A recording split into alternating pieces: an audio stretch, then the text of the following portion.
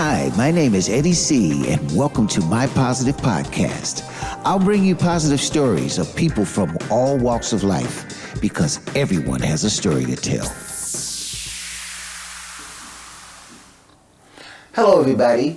This is MPP, My Positive Podcast, and I'm your host, Eddie C. Today, we're going to be talking about inspiration, and I have a guest with me that has done so many things that I'm sure you'll be inspired by his work. And I also want to say we're in this lovely location here in Antwerp on the Pilgrimstraat called the Pilgrim House. A wonderful place to come have a bite to eat, have a drink, meet with friends, and just taste a good positive atmosphere with good vibes. It started really strangely because my father, which was salesman in Grand Bazaar here, around the corner. It's a big warehouse at that time, still, but not under that name anymore. And he was a salesman of television sets. Okay. Old ones like... Yeah, the big big ones, yeah. And but then Carnaby started coming up, and Kings Road, the 60s, early 60s, and they asked him, Edmund is his name, why don't you come and do these little fashion shows? So they installed their boutiques in the warehouse on the main floor. Yeah. And so he did that, and then one day they asked for a junior, like a young guy. Right. He said, no, you can earn 100 francs or something. So I started doing this while I was playing football. Okay. How old, what was your age around that? 17, 16, 17 years old. Okay. Yeah. So, and then that's why we started doing fashion shows, but I was playing football, so for me it was, in the meanwhile, my brother started a cafe in Antwerp, OK Club, which was very well known, so we did that too, and afterwards, a club, Scandals Club. Scandals was called. It was not a Scandals Club. No, it was called quite the name. Okay. But so all together, all those things together was like, and I remember one day when we were in the cafe and we had to play Anderlecht the next day, and I was in the team, and. So Saturday night I arrived at to check the casa and everything in the cafe. Yeah. So the cafe, if everything was okay, because afterwards I would go home and sleep quite early. Right. And the coach was sitting at the bar. Okay. Oh, Erik. Oh, I was thinking you would come here tonight. I said, yeah, but just yeah. So I thought, yeah, he won't put me in the team the next day, but he did so. And we won the game, so. Okay, you won the game. That was important. So. But okay, so you had the cafe going, you had the football going, and then the modeling thing was going because that was via your dad? Yeah, but afterwards, they called me to do, how do you say, was a big thing happening in Brussels, in Milano at that time. And it was like the model of the year. A big event. Yeah, big agencies came to pick up models. Okay. Or people would be models. Yeah. They were looking for the next big star. Yeah. Okay. So and I won this contest because we had to walk. We had to do a runway. Yeah. But of course, with all my experience I've had through the years, right. I was like walking, as you know, and the other guys were like, "What? How do you have to do?" So I put my hands in my pockets and stuff. So I won this contest, which was not like this, but was like, okay. And they asked me to come to Paris, and then I started working from the first day. Or actually, it was like, whoa! I thought this is big. Yeah. Well, when you did your modeling career, I mean, because I know that went for quite a while. Yeah. And I'm still doing things. Yeah.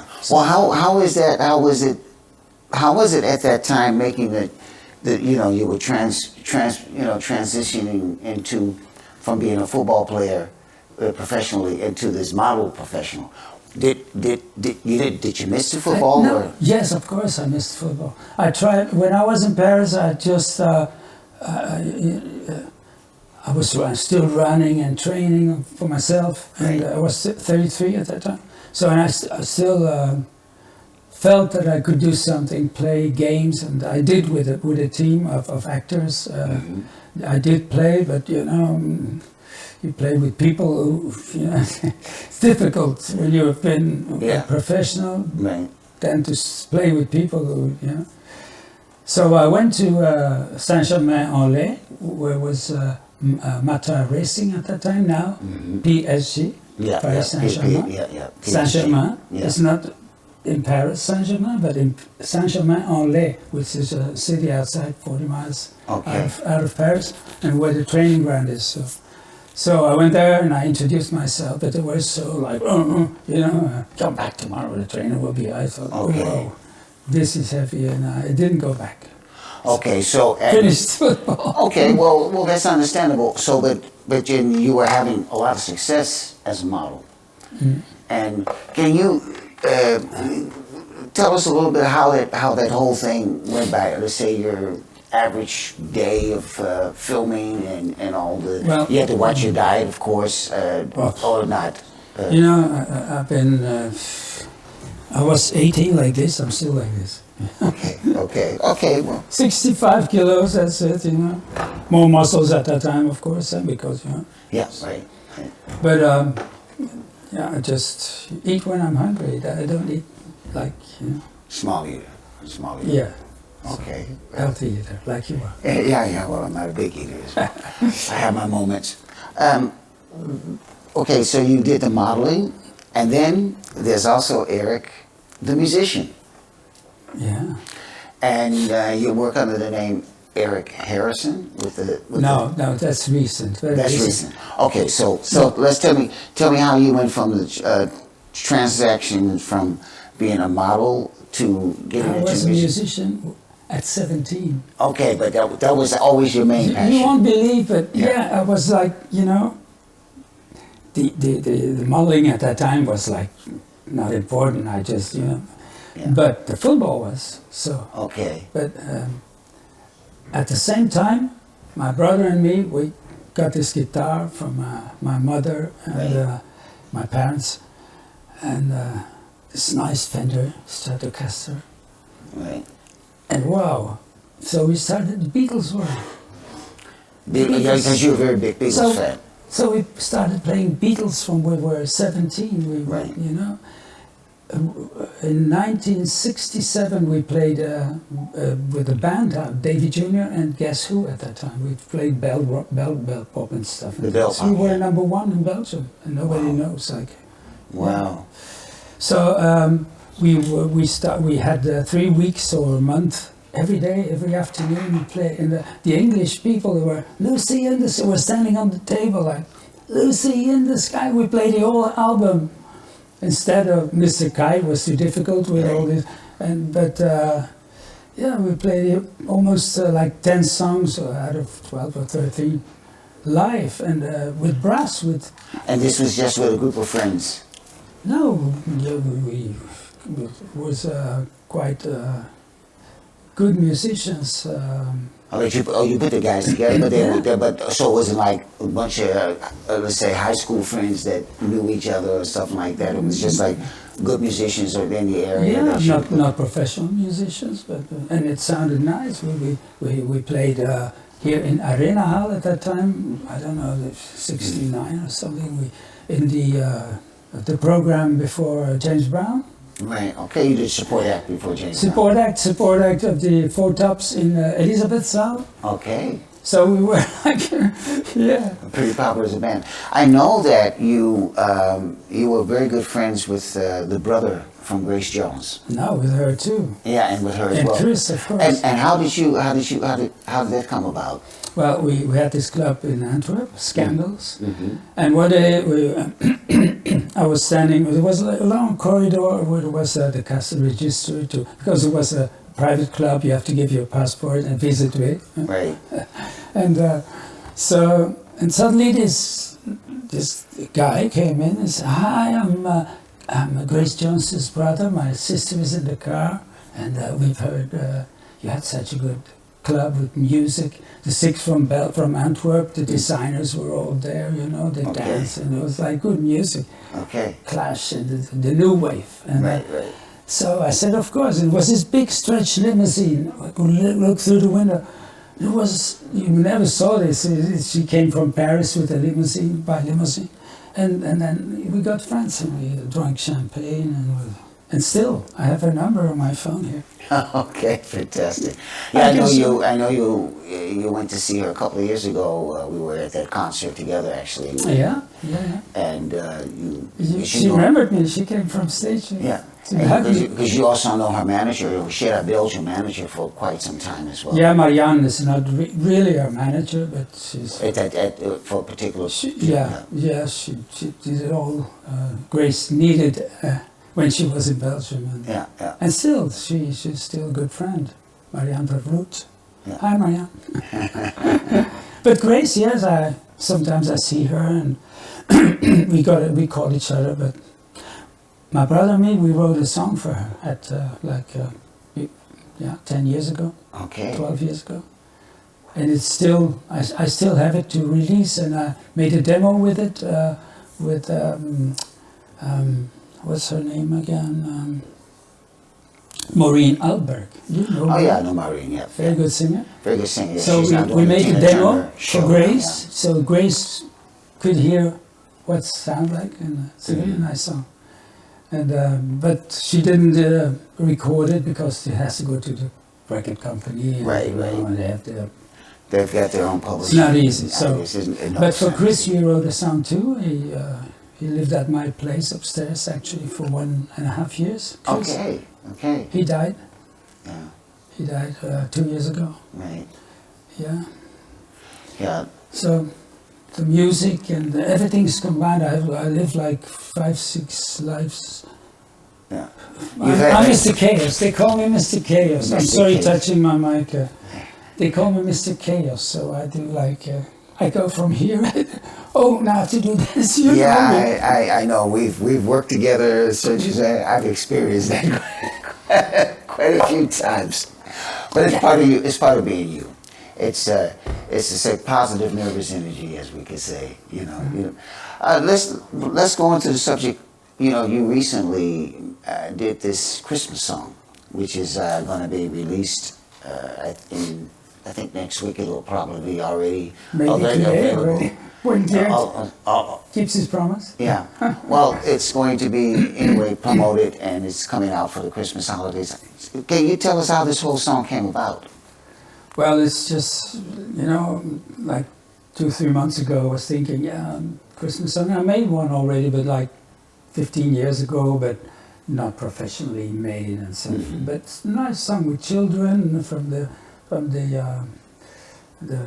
school here in Belgium, in Antwerp. And an whole choir was singing. It was very nice. Mm-hmm.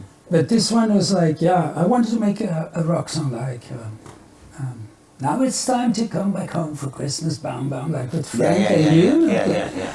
And then I took it to Frank Peters, the guitar player who plays with our songs we recorded together. And he said, think it differently. Let's make something like a nice groove and smooth and really nice. So, and he says in the bridge, don't put like guitar solo or whatever, but try to whistle. I said, come on, I'm not going to whistle myself. But then I had this idea because I saw the guy before playing a flute. Mm-hmm. And I thought this is a nice instrument to put in there. Instead of whistling myself, and I did, so it comes out nicely actually. And it was on podcast of Apollo. Oh yeah, Apollo. Yeah, with Alan Mason. With Alan Mason, yes. Right. So and another song also yesterday. Your Weekend Lover, you played also. So it's starting. It's starting. Yeah? If it's not now, it will never. I'm 75 years old. So. Yeah, well, 75, still alive and kicking. And even on stage. Yeah. So I know you're performing almost every Tuesday at this place called the Dinsdag Club, which would be Don Tuesday Vitalski's Club. legendarische Dinsdagclub. Yeah, you're doing that. I know you're performing there, but you do a lot of Beatles stuff because the Beatles seem to be a big inspiration, and you have you have this artist name called Eric Harrison. Yes. How did that come about? Well, you know, years ago when I was when my brother died, he died like 13 years ago already, I think. So I kept on going by myself because I had a band. We also performed with Jean Bosco Safari, Beatles, on the South Plain. Where before, in front of 10, 15,000 people, we had this Beatles band. But then, you know, and so I said, I'm going to start a new band, and I did. And but then you have to find a name. But when you play Beatles, you have to. Something has to refer to the Beatles. There are bands they called Abbey Road. Another band is Penny Lane and Sergeant Pepper. Well, just the Beatles tribute band. So I wanted to call my band Paul McCartney. It didn't work out. He called me. He said, "No, Eric, don't do that. No, that's just for." But then I thought, George Harrison died. I thought just Harrison, is a nice name. It's a nice name, Harrison, for a band. Not the Harrison Band or Harrison. So I had this band, but then Corona came, and then, the musicians, we couldn't even do a rehearsal, One day we had a rehearsal, police were knocking on the doors like, we hear music, you can come together. And then Corona was finished. I hope so. And then I kept on going by myself, and then I said, I cannot go under the name Harrison, but then I said, Eric Harrison. But then I made my name with a CK. Right. So, Erik Harrison. That's how I, do my shows now. So, our theme is about inspiration, and I'd like to ask you, how has, for example, your football, what was your biggest inspiration with football, or your biggest inspiration with modeling, and of course with the music? Can you, and how did those things intertwine to inspire you to where you are now? Well, as I told you, my life, it's like, goes like this, and I do that, and all things together. And then I was, I think, quite successful in almost all the things I did throughout my life. But of course, if I would only have been, I was a musician only, maybe I was a more known musician and a better one now, or a better singer now. But then I liked playing football, and then I had this, go on a field, 25,000 people, or in Barcelona, 95,000 people. You say, this is wow. So scoring goals because I was playing in front of the team, so a left winger. So all the things were like, wow, this is it actually. But then there's only the modeling also. It started to come lots of money. Football was like, at that time, was nothing. Sorry. But modeling was, I had contracts like, I went to New York, I went to the Maldives, I went to, everywhere, South Africa, whatever. So I had like, I think only in Europe I had more than 15 agencies, more than 15 agencies. It was like, oh, you have to go there, I have to go there. I remember once I went to Dakar, I had to go to Dakar, and I came back after the job, and my agency said, tomorrow you have to go to Dakar. I said, I just come back from Dakar. Yeah, it was another job. So I went, but I didn't change my visa. I forgot every time here. So I arrived in Dakar, and the police said, no, you have to put you on the first flight back to Paris. Because the French, we don't like the French. They're sending us back too. Okay, but the inspiration, let's say the inspiration, I know you had the football, that was of course like from your childhood, and then I know, a little bit that Beatles have been a big inspiration for you Of musically. course. Still in my writing and stuff, you know. Yeah, and still in your way of writing, and of course the modeling. What inspired you in that area? Because that's the one thing I didn't really hear much about, it being inspired. Were there like other models or designers, or was it just, this is something I want to try? Of course, when you had the Beatles in the beginning, the 60s, you know, were like swinging London. We went to London, we went to Carnaby Street, we went to Portobello Road. So it was like inspiring, fashion-wise. Right. But music-wise, it was like, you know, you were 17, 18, 19 years old, and it was like, wow, this is a new world. We was just, after the 50s, was like, so this was very inspiring music-wise. And then, of course, when I started, I was playing football at the same time. That was inspiring me because I played in front of so many people, and when I scored a goal, they were like, wow. Right. So it's inspiring. It takes you further, and once you want to play better. So I was training every day. I still can do it with the ball 100 times without the ball falling. Okay. Now at my age, you know. Okay. But because I always kept on doing it. Right. And I know recently you found new romance in your life. Oh. That must be very inspiring for you as well.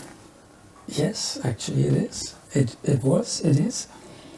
Yeah, and it's funny because I met this woman at a gig. We played at Singers in Antwerp, a small place in the summer. Mm-hmm. And I was performing with another musician on tracks, because it's like a new concept. Mm-hmm. Instead of having all the band complete. Difficult drums and miking of the drums, and you play outside and you have this delay. Partially recorded, yeah. Okay. So I recorded with Guido Maas, my producer, tracks, very nice tracks. And now with AI, I even can make tracks. I shouldn't say it, but you take off the voices and you just play on Beatles tracks. Mm-hmm. Even with the choir of the Beatles singing. You shouldn't do that, but normally karaoke tracks, good karaoke tracks, which are completely mastered, because when you play 30 songs, they all have to, be in balance, in balance.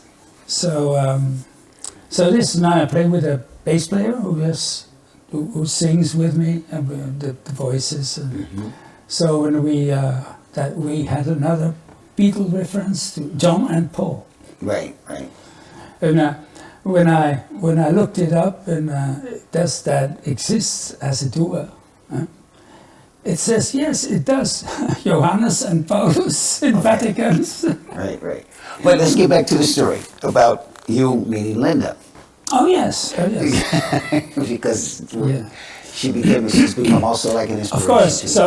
So we were playing there, and then there was this wonderful woman sitting there with a smile, and she looked at me and she smiled the whole time, and she was sitting like in first row. There weren't many rows, but anyway, she was smiling and smiling. And does she know me? Do I know her? And then there was this break, and then I went to see her, and I said, hello, you are smiling at me. Do you know me? Yeah, I know you through your mother. Was a good friend of mine, and she had a restaurant in Antwerp, and my mother came with her husband, which was an American at that time. Okay. That's the story too. Anyway, so we got engaged, and so it's a lovely person. Yes, she is. She's quite a lovely person. So because I was alone for 15 years or something like that. Yeah, I know. We've had a lot of conversations, and I've seen in the period that you guys have been together in a short time, you just sparkle, man. Also, when you're performing on stage, she's like a silent magic of inspiration for you. That's wonderful. I got one last question for you before we close off our interview. What would you tell people today that are doing multiple different have multiple different talents, and want to explore those different talents. How would you tell them to be inspired? I would tell them don't do them all at the same time, because just do what you're best, and you know. In Flemish there's a saying, there's a schoenmaker blijft bij uw leest, which is like a guys who make shoes, stay with your instruments and make your shoes. Okay. Don't do other things, just focus on what you do best. But of course you do many things. That's life. Makes your life so much. It inspires life. One thing can inspire another. Of course. You know? Of course. I love photography as well. And that can Me be too. very- I was a photographer too. I know you've done that as well. I did. I worked in Spain as a photographer, because one day on a shooting, the guy said, "Oh, I'm selling all my stuff," and I said, "Oh, you really?" Like the Nikon with the MD4 with the rewinder. Right. So he gave me all these lenses for a price, you know, because there's all this new stuff. It was 90s, still in the 90s.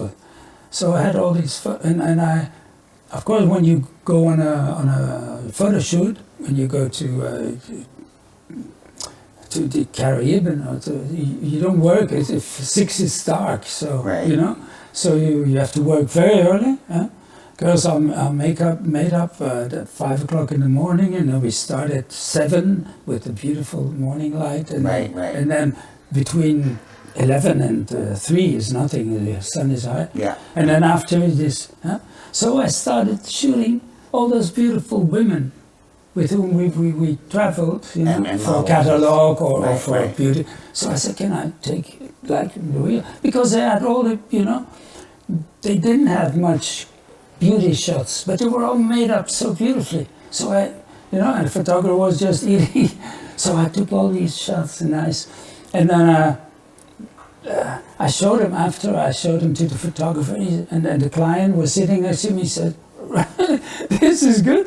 So a few days later, he came to me and said, a photographer with whom I worked a lot. And he said, "Listen, I need a second photographer. In my team, there are 3, me and 2 others, and one of them starts on his own. So I need another one. Would you be interested?"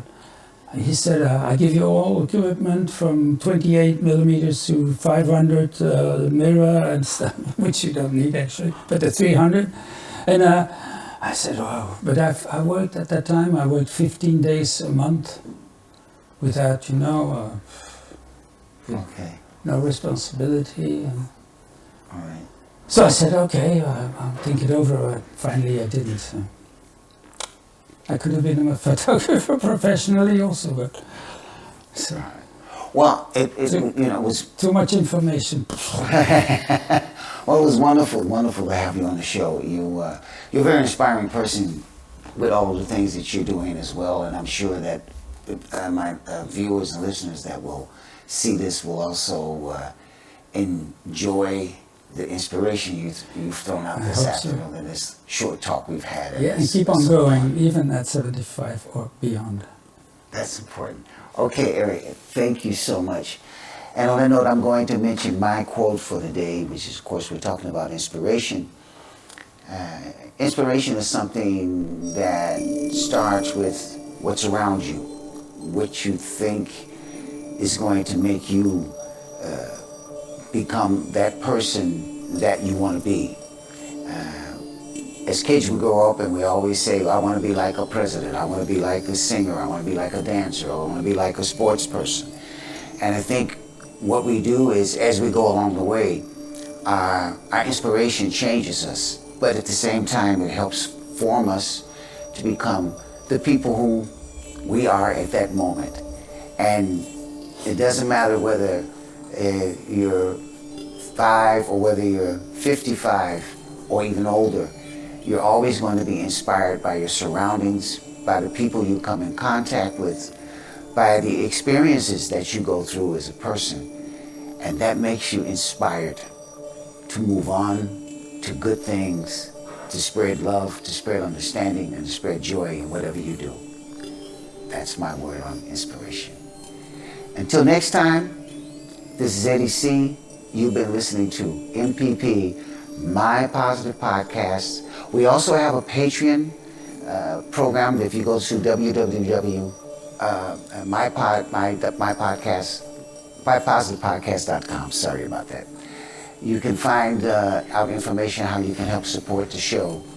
And I want to thank also our sponsor from the Pilgrim House that they supply us this wonderful location. It's a wonderful place to come and eat, have drinks, meet people, have a great conversation.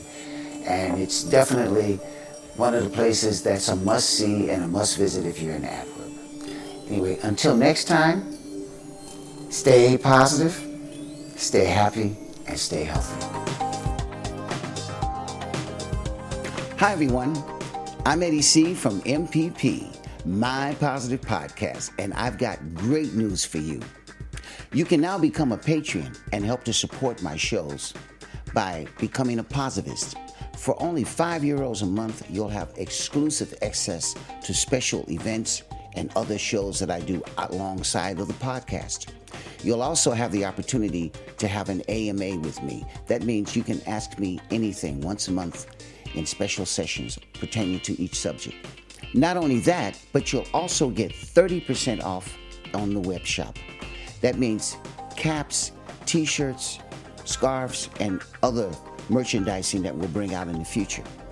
And you'll get a newsletter each month where I talk about my updates and special events that I will be organizing. For more info, please check out my Facebook page or mypositivepodcast.com. Become a Patreon, tune in, and stay positive.